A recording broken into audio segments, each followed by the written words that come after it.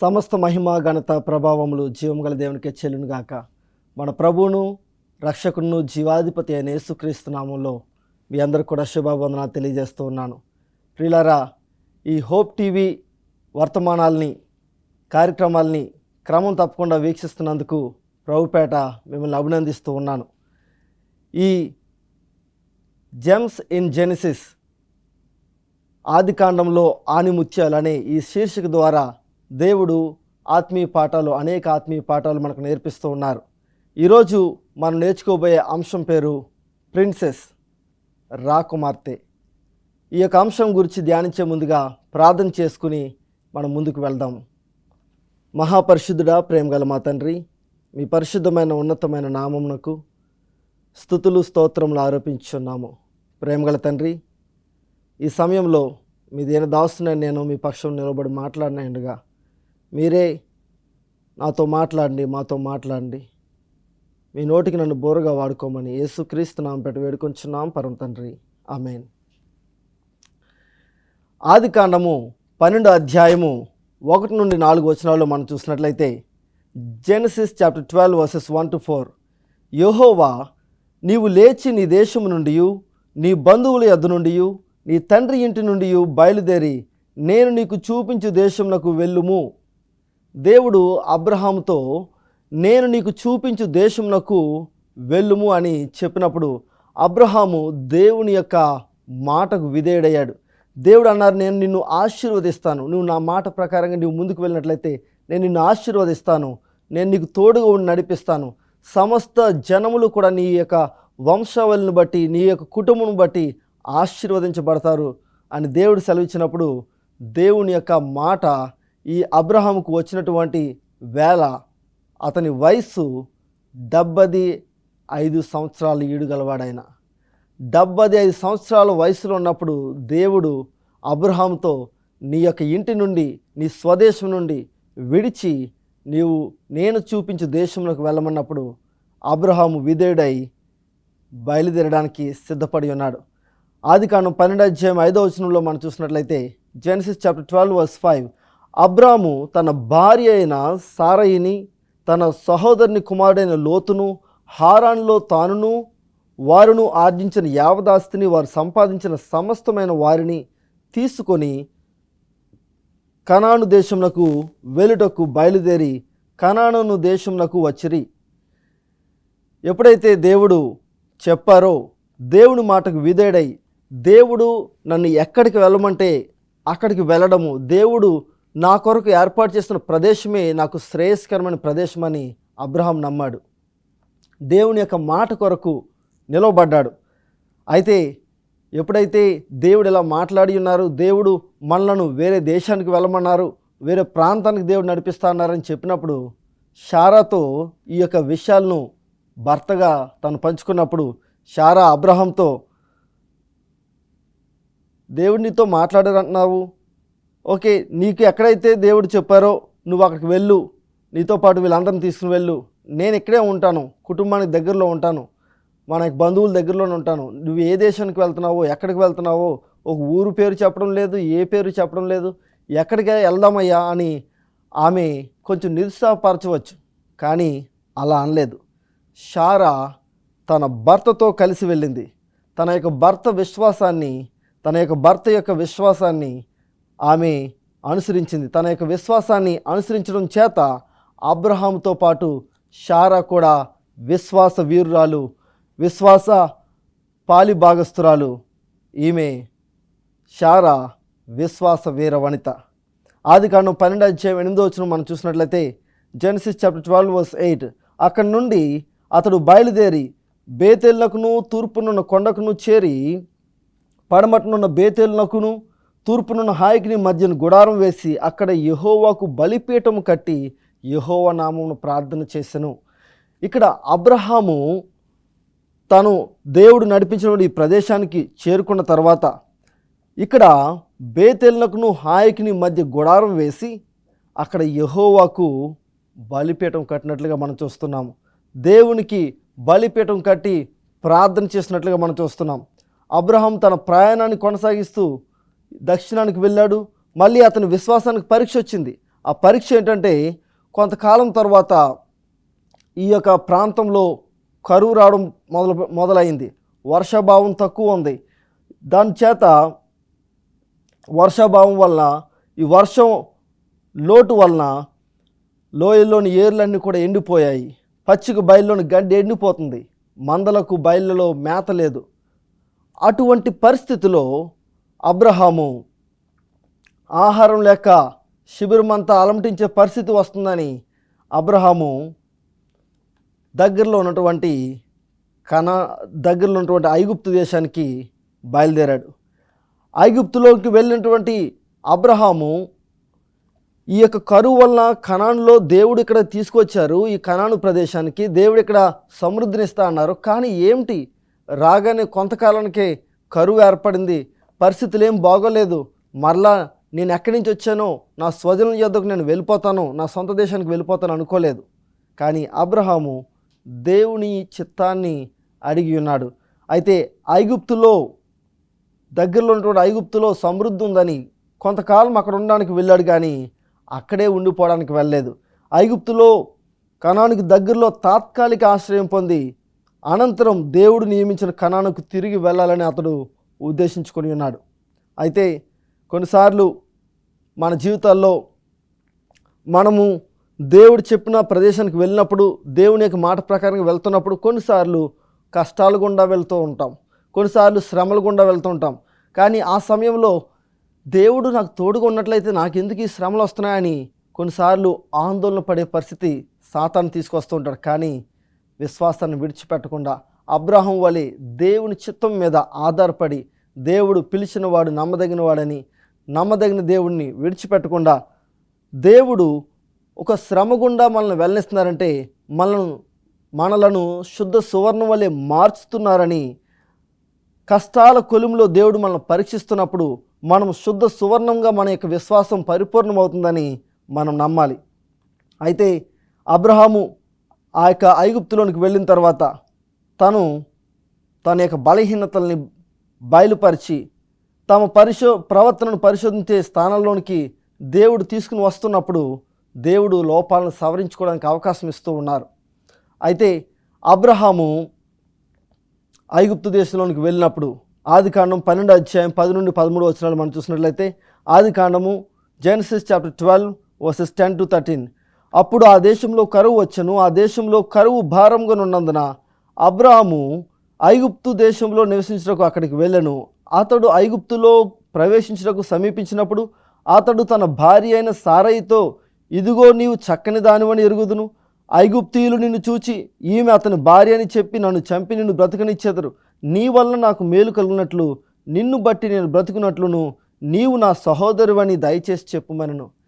ఇక్కడ మనం చూసినట్లయితే అబ్రహాము ఐగుప్తులోనికి ప్రవేశిస్తున్నటువంటి సమయంలో తన భార్య అయినటువంటి సారాయితో అంటున్నాడు, నువ్వు చాలా చక్కని దానివు, నువ్వు చక్కని సౌందర్యవతివి.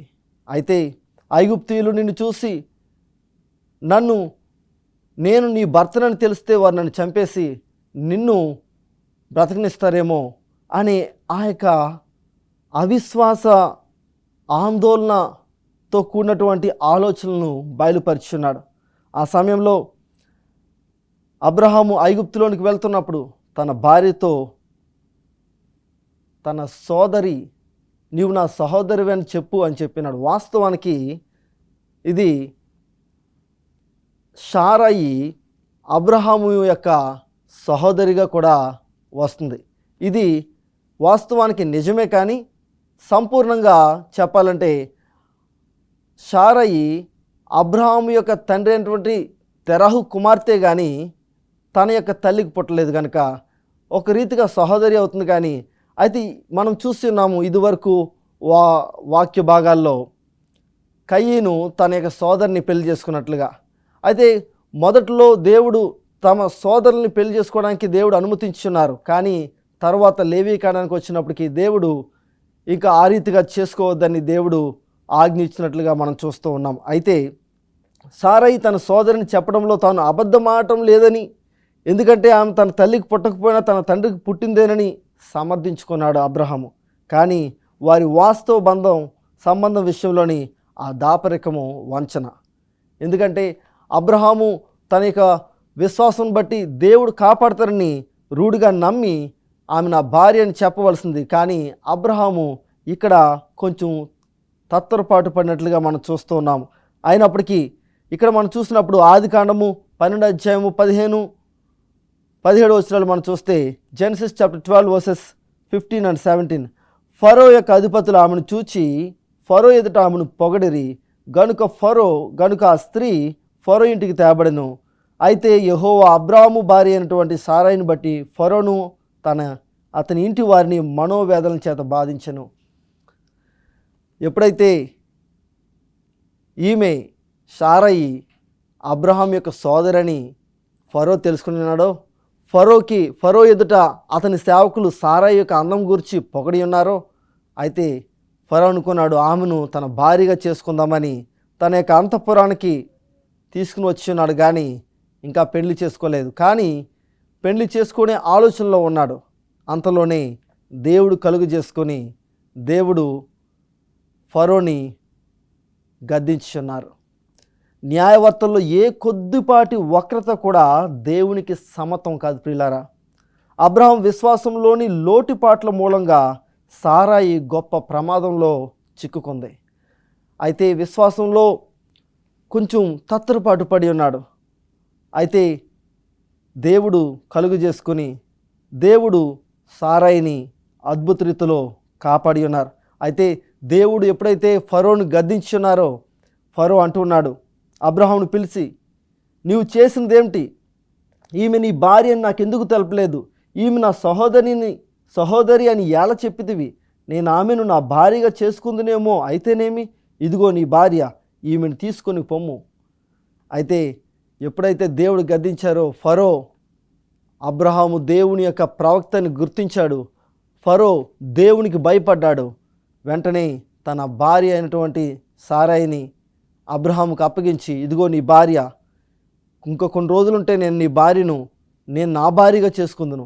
కానీ దేవుడు బయలుపరిచారు, చాలా గుణపాఠం నేర్పించారు అని చెప్పి అబ్రహాముకు తన భార్యను అప్పగించి, అదే రీతిగా ఈ అబ్రహాము తన యొక్క కుటుంబము ఇంకా ఐగుప్తులో ఉంటే ఎవరైనా మరలా అబ్రహాం కుటుంబంపై తన ఆస్తిపై దాడి చేసి ఎవరైనా తీసుకుంటారేమో అని, ఇది కూడా దేవుడు రాజైనటువంటి ఫరోకి ఈ యొక్క శిక్ష ఇస్తారేమోనని భయపడి ఫరో అబ్రహామును తన దేశం నుండి బయటకు వెళ్ళడానికి సాగనంపి తన యొక్క సైనికులిచ్చి పొలిమేరలు దాటించాడు.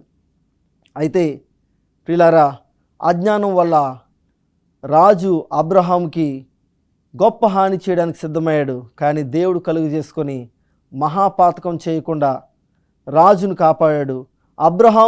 అబ్రహాంలో దేవుని అనుగ్రహం చూసినటువంటి ఫరో అబ్రహాంతో మాట్లాడి తన భార్యను తనకు అప్పగించి వారిని సురక్షితంగా వారి యొక్క పొలిమేరలో దాటింపు చేశాడు. ప్రియులారా, ఒక విషయాన్ని మనం గుర్తుంచుకోవాలి. మనం పరలోక రాజు బిడ్డలము.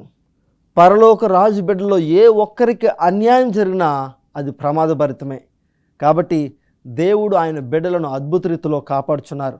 కీర్తనలు 105, 14, 15 వచనాలు మనం చూసినట్లయితే, సామ్ 105 వర్సెస్ 14 and 15, అభిషేకింపబడిన వారిని ముట్టకూడదనియు నా ప్రవక్తలకు కీడు చేయకూడదనియు ఆయన ఆజ్ఞ ఇచ్చి ఆయన వారి కొరకు రాజులను గద్దించెను. ఎన్నుకోబడినటువంటి వారిని గురించి కీర్తనకారుడు ప్రస్తావిస్తూ అబ్రహాము అనుభవంలో ఉన్నటువంటి ఈ అధ్యాయం గురించి, ఈ యొక్క విషయాల గురించి ఆలోచిస్తూ దేవుడు ఎన్నుకున్న వారి గురించి, దేవుడు రాజులను సైతం ఎలా గద్దించున్నారో, వారిని ఎలా కాపాడి ఉన్నారో దేవుడు చేసినటువంటి వాటి గురించి కీర్తనకారుడు రాస్తూ ఉన్నాడు. అయితే దేవుడు అన్నారు, తర్వాత అబ్రహాం కనానులోనికి తిరిగి వచ్చినాడు.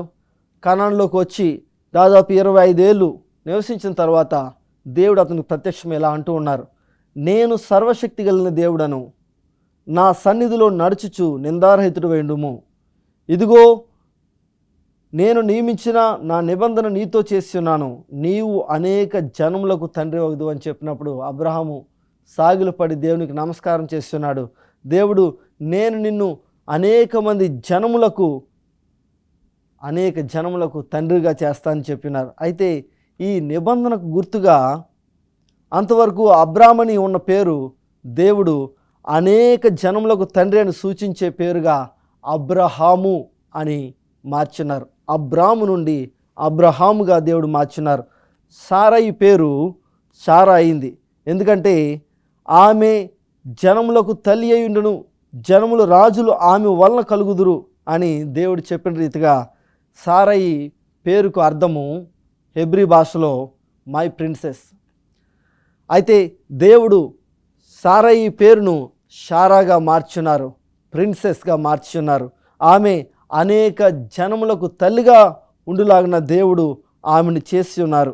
దేవుని చిత్తాన్ని గుర్తెరిగి మనం విశ్వాసంతో ముందుకు సాగినట్లయితే దేవుడు అద్భుత రీతిలో ఆయన బిడ్డలను కాపాడి సంరక్షించి నడిపిస్తారు. అయితే షారా అబ్రహాము దేవుని యొక్క వాగ్దానాలు పొందుకున్నారు, కానీ షారా కూడా తన యొక్క విశ్వాస విషయంలో దేవుని చిత్తాన్ని పూర్తిగా గ్రహించకుండా షారా తన సొంత ఆలోచనలను జరిగించాలనుకుంది. ఆయన చేసిన వాగ్దాన నెరవేర్పులో ఉన్నటువంటి జాప్యాన్ని, కొంచెం ఆలస్యాన్ని తన తరహాలో దేవునికే సహాయం చేయాలనుకుని తలంచుకుంది. హాగరు ద్వారా సంతానం పొందుకుని ఆఖరికి చాలా బాధపడింది. ప్రియమైన సహోదరి, దేవుడు తగిన సమయంలో నిన్ను జ్ఞాపకం చేసుకుని ఆశీర్వదిస్తారు. అంతవరకు విశ్వాసంతో ఎదురు చూడు, అంతేకాని నీ సొంత ఆలోచనలు, సొంత పద్ధతులతో ప్రయత్నించి ఆ తర్వాత బాధపడే పరిస్థితికి తెచ్చుకోవద్దు. దేవుడు నమ్మదగినవాడు. దేవుడు అద్భుత రీతిలో ఆయన బిడ్డలను జ్ఞాపకం చేసుకుని ఆశీర్వదించే దేవుడు. ఆదికాండం 13:18 మనం చూసినట్లయితే జెనసిస్ చాప్టర్ 13:18 అప్పుడు అబ్రాము తన గుడారము తీసి హెబ్రోన్లో మమ్రే దగ్గరనున్న సింధూర వృక్ష వనంలో దిగి అక్కడ యెహోవాకు బలిపీఠం కట్టెను. మరలా అబ్రహాము ఇక్కడ మమ్రే దగ్గర ఉన్నటువంటి సింధూర వృక్షవనంలో దిగి అక్కడ కూడా దేవునికి బలిపీఠం కట్టాడు. అబ్రహాము ఎక్కడికి వెళ్తున్నప్పటికి కూడా అక్కడ బలిపీఠం కట్టి దేవునికి ప్రార్థన చేస్తున్నాడు. అనేక గృహాల్లో ప్రార్థనను అశ్రద్ధ చేయడం జరుగుతుంది. ఉదయం సాయంత్రం ప్రార్థనలకు సమయం లేదని చాలా తల్లిదండ్రులు చాలామంది నిర్లక్ష్యం చేస్తున్నారు. అయితే దేవుని యొక్క కృపకు ప్రతి దినము దేవుడు మనల్ని కాపాడుతూ, సంరక్షిస్తూ, మనల్ని పోషిస్తూ నడిపిస్తున్నటువంటి దేవునికి కృతజ్ఞతగా దేవుణ్ణి ఆరాధించే ఆలోచన లేకుండా ప్రజలు ఈ లోక సంబంధమైన వ్యాపారాల్లో, ఆలోచనల్లో, సెల్ ఫోన్తో, టీవీలతో ఎక్కువ సమయం గడుపుతూ దేవుని సన్నిధిని కాంక్షించకుండా వారి యొక్క గృహాల్లో దేవుని యొక్క సన్నిధికి ప్రాధాన్యత ఇవ్వకుండా జీవిస్తున్నారు. దైవ సహాయం కొరకు, మార్గనిర్దేశం కొరకు, గృహంలో యేసు సమక్షం కొరకు ప్రార్థించడానికి చాలామందికి సమయం ఉండడం లేదు, సమయాన్ని కేటాయించడం లేదు. కానీ దేవుడు అంటున్నారు, మీరు నన్ను ప్రేమిస్తున్నట్లయితే మీరు నాకు అనుగుణంగా జీవిస్తారు, మీరు నన్ను ప్రేమించిన యెడల నా ఆజ్ఞలు గైకొందురు అని దేవుడు సెలవిస్తున్నారు. అయితే దేవుని ప్రేమిస్తున్నామని చెప్పుకునేవారు వెనుకటి పితరుల వలె తాము ఎక్కడ గుడారం వేసుకుంటే అక్కడ యెహోవాకు బలిపీఠం కట్టాలి. ఎక్కడ వారి యొక్క గృహం, ఒకవేళ వారి సొంత గృహం ఉన్నట్లయితే దేవునికి స్తోత్రం, అక్కడ దేవుని సన్నిధికి ప్రాధాన్యత ఇచ్చి ప్రతి దినము కూడా ఆరాధన చేయాలి. ఒకవేళ వారి సొంత గృహం ఉన్నప్పటికీ వేరే వేరే గృహాల్లో, అంటే ట్రాన్స్ఫర్ల కారణంగా వేరే చోటకు బదిలీ అవుతున్నప్పుడు అక్కడ కూడా దేవుని సన్నిధిని కాంక్షించి ప్రతి దినము కూడా ఆరాధన జరుపుకోవాలి కుటుంబంలో. తద్వారా తల్లిదండ్రులు బిడ్డలకు మాదిరి చూపించి బిడ్డలు త్రోవ తప్పిపోకుండా దేవుని యొక్క అడుగుజాడలో నడుచుకునేలాగిన వారు ప్రవర్తించాలి. చాలాసార్లు కుటుంబాల్లో ఆరాధన జరగకపోవడం వల్లనే యవనస్తులు విచ్చలవిడిగా తిరుగుతూ ఉన్నారు. వారి ఇష్టానుసారమైనటువంటి ప్రవర్తనతో ఇష్టానుసారంగా బ్రతుకుతున్నారు. తల్లిదండ్రులకు విధేయులు కాకుండా అవిధేయులుగా జీవిస్తున్నారు. నీవు నేను ప్రియులారా, మనము దేవునికి విధేయులుగా ఉంటూ మన కుటుంబాల్లో కుటుంబ ఆరాధనకు ప్రాధాన్యత ఇస్తూ దేవుని యొక్క మార్గంలో బిడ్డలు నడిపించాలి. ఆదికాండం 18 మనం చూసినట్లయితే అక్కడ అబ్రహాము మమ్రే దగ్గర ఉన్నటువంటి సింధూర వనంలో ఒకరోజు ఎండవేళలో ఆ చెట్టు కింద ఉండి చూస్తూ ఉన్నప్పుడు, కన్నులెత్తి చూసినప్పుడు 3 మనుషులు అతను కనబడ్డారు.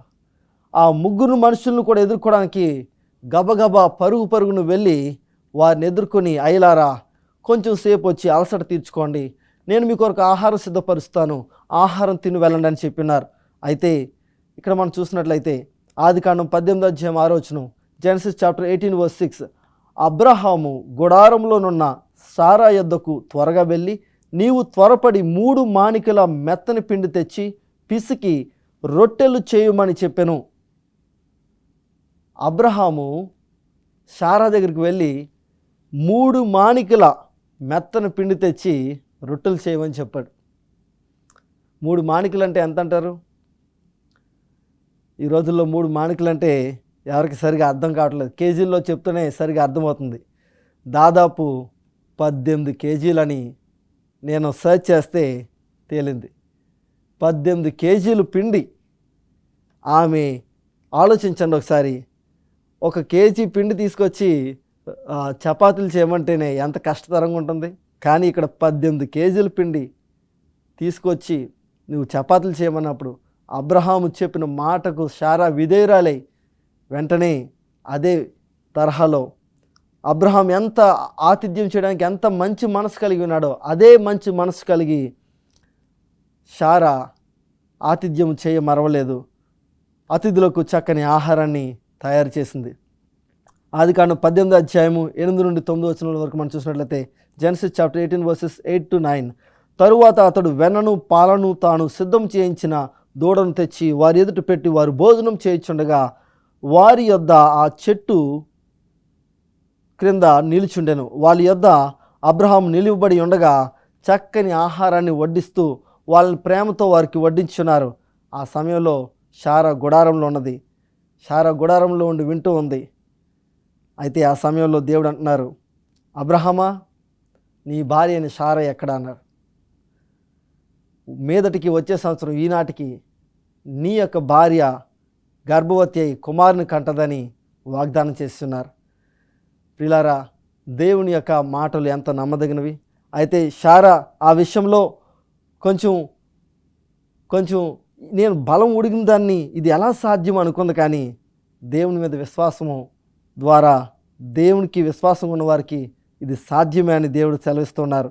ప్రియులారా, ఆదికాండం 18:14 మనం చూసినట్లయితే యెహోవాకు అసాధ్యమైనది ఏదైనా ఉన్నదా? మీదటికి ఈ కాలం నా నిర్ణయ కాలమందు నీ యొద్దకు తిరిగి వచ్చేదను, అప్పుడు సారాకు కుమారుడు కలిగినను. అయితే నేను బలం ఉడిగిన వాడును, నా భార్య బలం ఉడిగింది అని ఆలోచిస్తున్న సమయంలో దేవుడు అంటున్నారు, యెహోవాకు అసాధ్యమైనది ఏదైనా ఉన్నదా? Is there anything impossible to God? There is nothing impossible to God. దేవునికి అసాధ్యమైనది అంటూ ఏది లేదు. ఆదికాండం 21:1-2 మనం చూసినట్లయితే యెహోవా తాను చెప్పిన ప్రకారము సారాను దర్శించను. యెహోవా తానిచ్చిన మాట చొప్పున సారాను గూర్చి చేసెను. ఎట్లనగా దేవుడు అబ్రహాంతో చెప్పిన నిర్ణయ కాలంలో సారా గర్భవతి అయి అతని ముసలితనమందు అతనికి కుమారుని కనెను. ప్రియులారా, దేవుడు ఆయన బిడ్డలను దర్శించే విధానము మనం చూసినట్లయితే గాడ్ విజిటెడ్ సారా. దేవుడు సారాను దర్శించిన అనే పదం స్వయంగా దేవుని అనుగ్రహంలో గుర్తుది. 1 సమూయేలు 2:21 మనం చూసినట్లయితే అక్కడ ఇదే భావం కనిపిస్తుంది. గొడ్రాలైనటువంటి హన్నాను దేవుడు దర్శించారు. దేవుడు హన్నాకు గర్భఫలమును యెహోవా అనుగ్రహించి స్వాస్థ్యం అనుగ్రహించున్నారు. సారా విషయంలో దేవుడు ఈ రీతిగా ముసలితనమందు వృద్ధాప్యమందు దేవుడు బిడ్డలను అనుగ్రహించున్నారు. దేవుడు ఆయన యొక్క బిడ్డలను తగిన సమయంలో జ్ఞాపకం చేసుకుని ఆశీర్వదిస్తారు. ఆదికాండం 21:3 మనం చూసినట్లయితే జెనసిస్ చాప్టర్ 21:3 అప్పుడు అబ్రహాము తనకు పుట్టినవాడును తనకు సారా కనినవాడినైన తన కుమారునికి ఇస్సాకు అని పేరు పెట్టెను. ఇస్సాకు అనే పేరుకు అర్థం ఏమిటో తెలుసా ప్రియులారా? One who లావ్స్. ఇస్సాకు అనే పేరుకు అర్థము నవ్వువాడు అని. దేవుడు నాకు నవ్వు కలుగు చేస్తారని సారా దేవుని గురించి సాక్ష్యం చెప్తుంది. ఆదికాండం 21:6 జెనసిస్ చాప్టర్ 21:6 దేవుడు నాకు నవ్వు కలుగజేస్తున్నారు. దేవుడు నిజంగా ఆయన బిడ్డలను జ్ఞాపకం చేసుకుని ఆశీర్వదిస్తారు. నీ దుఃఖ దినములు సమాప్తం లాగినని దేవుడు నిన్ను దర్శిస్తానని వాగ్దానం చేస్తున్నారు. దేవుని వాగ్దానాలను నమ్ముదాము. ఆయన చిత్తానుసారంగా ఆయన యొక్క వాగ్దానాలను స్వతంత్రించుకుందాం. అటు కృపా ధన్యత దేవుడు మనకు కలుగచేయను గాక. May God bless you.